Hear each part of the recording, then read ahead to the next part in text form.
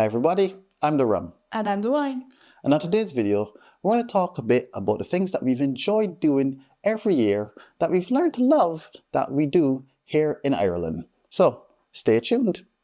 So first on our list is an event called Flavours of Fingal. Now this is an event that happens yearly. We've been to it twice now. Why we love this, basically besides it being a 2-day event, so we get to choose which day we can go on or go to both if we so feel inclined.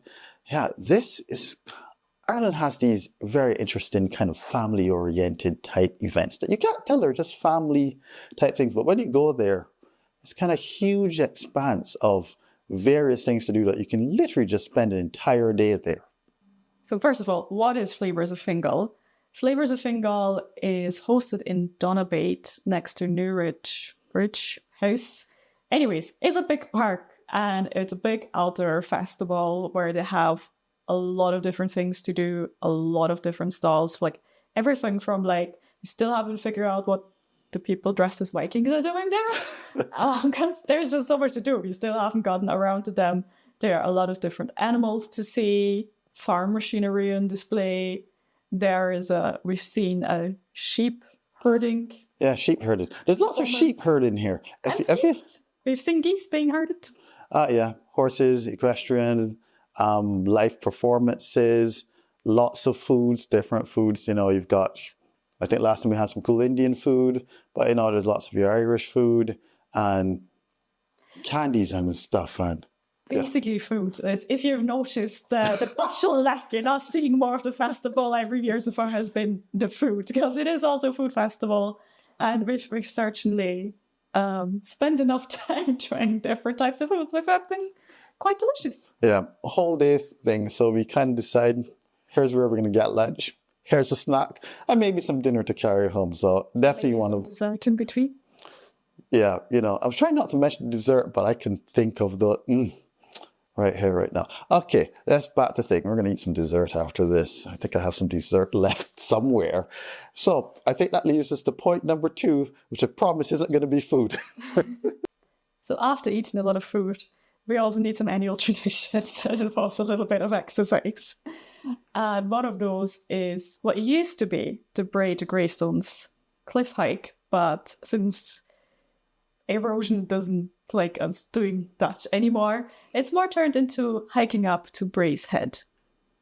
Yes, now a little bit of the Grays to Braystone, or sorry, Braystone to Grays, whichever way.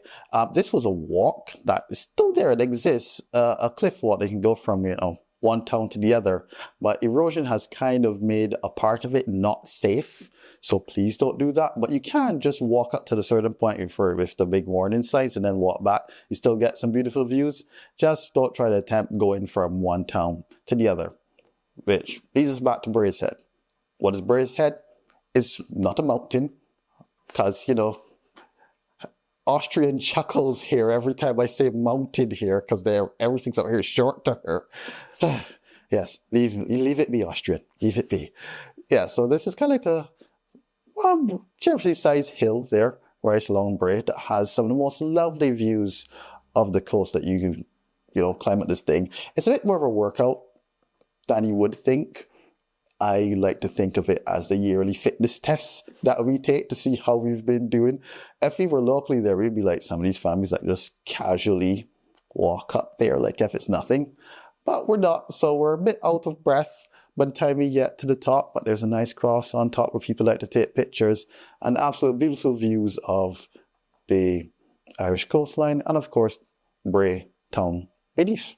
And the best thing is that after you finish and you're hungry, you can just walk back down and it's food down there. So always food. So Ireland is known for, you know, a lot of its famous playwrights and all those things. One thing that isn't known so much, especially about Dublin, is that there is, I'd say, a rather big indie scene. Like there's a lot of smaller theatre productions being put on, a lot of new plays. And one of those annual traditions we have is to see some shows at the Fringe Festival in September every year. So we've seen different kind of shows, you know, more comedy sort of shows, but we've also seen plays, and it's also interesting when they get in playwrights from other countries, and there's just so much different stuff you can see that you would normally never get to see at one of the famous theaters. Yeah, it's very cool because there's even people who've come and lived there, so you get to see a bit of that culture, etc. Because I like to see. I think last year we went, and there was a bit of a Nigerian creator. I don't know where else. I'm from Barbados. There's hardly anywhere place I'm going to get to see a Nigerian show, but if that thing with that Irish flair, it's actually pretty cool. I haven't been to much plays myself, so this is more like the wine getting me into this sort of thing. And I do say I do enjoy it. And if it's something new for you to try, it's something that I definitely suggest that if you're living here or coming here, do check out this sort of theatre scene.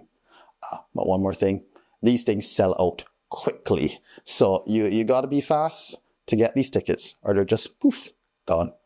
Speaking of another event which fills up very quickly and you need to be, on a first come first serve basis is Culture Night.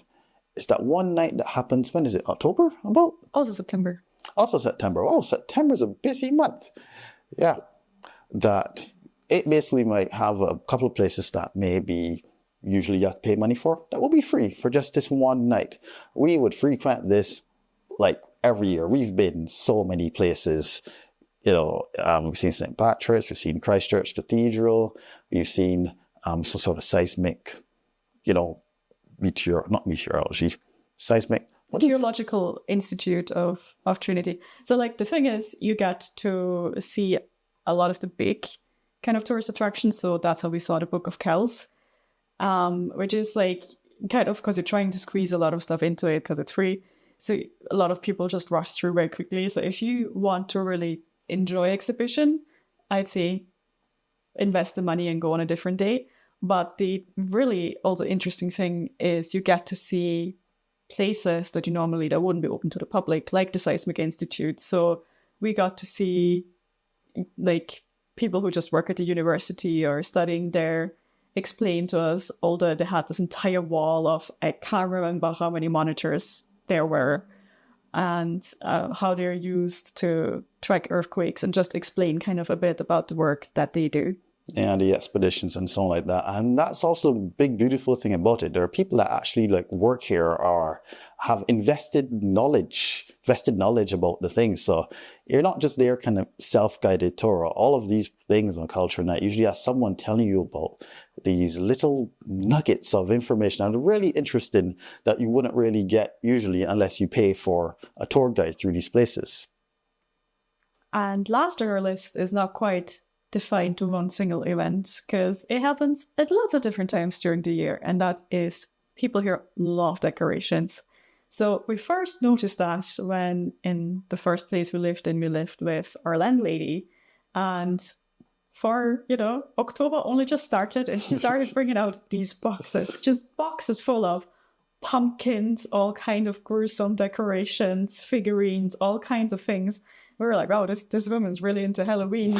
And then we go out and we go to the shopping center, not even shopping center, just a local shop down the road. And I look up and there's a zombie hanging off the wall. And we're like, yeah, people take those decorations here seriously. Yeah, and as you keep walking through the streets, you're going to see these decorations on people's windows, on their cars, buildings, the shopping centers, everywhere. So this happens for a lot of festivals or a lot of times per year where the entire, city or people will just get into the vibe of the entire thing with these decorations. Out here, even in, suburbs, there are people with stringing their cobwebs and stuff all over the place. I'm thinking my gosh, wow, what is these things? All right, my favorite are those ones that kind of flap in the wing, like the vampires and stuff. And you're just hanging out of a window. He turned the corners what this? Oh, okay, right, decorations. That's where we are. That is one of the very charming bits about it as well, because my association with decorations was you put up stuff in your space so you enjoy it, but it feels like people here also decorate for everyone walking past their house to enjoy it. So sometimes you'll even notice there's just your normal house, the curtains are usually drawn, but behind the curtains, so literally where only people walking past the streets can see it, there'll be stuff put up there. It might even be like kids paintings for a certain, St. Patrick's or whatever festival, or I've seen people put up the birthday cards they got, or other decorations, paintings, lots of Mary statues. But also dinosaurs. That used to be my favorite window to walk by. Just a collection of toy dinosaurs. Yeah, and so as I said, you can see it for St. Patrick's. It's less exciting when it's like game day, but you then see all the Dublin signs pop up, but that's a different sort of decoration. And of course, it's Christmas and winter. One of the things we started noticing walking through the city at night a few years ago was just, how lit up the place was, especially the public buildings. Dublin has seemed to gotten into, what do you call those kind of laser light show presentations now. And if you're here right now, I'm glad I decided to don't just do it for Christmas, but through the winter, that you'll have these wonderful projections on a lot of the big city buildings, the General Post Office, that other... Custom House. Yeah. I think there was another one kind of near the castle and stuff. So it's all scattered over. So it's not just concentrated in one part of the city. I really like it. It's kind of gives you a nice vibe, and sometimes when you're walking about, everything can feel the same. It's just kind of like this pop of culture and vibes, etc. That makes it feel kind of cozy, like you're being part of the community. And that is the end of another list. Hope you've enjoyed this little journey with us. Yeah, we certainly enjoyed it, kind of walking down memory lane of our years here. Of course, like this video. If you liked it, actually click the button, like, poof. And also subscribe. Yeah, I think they have like cool animations now. So if you want to see the animations, click the buttons. You'll be pleasantly surprised. But until the next time for the next video, hope you enjoy yourself.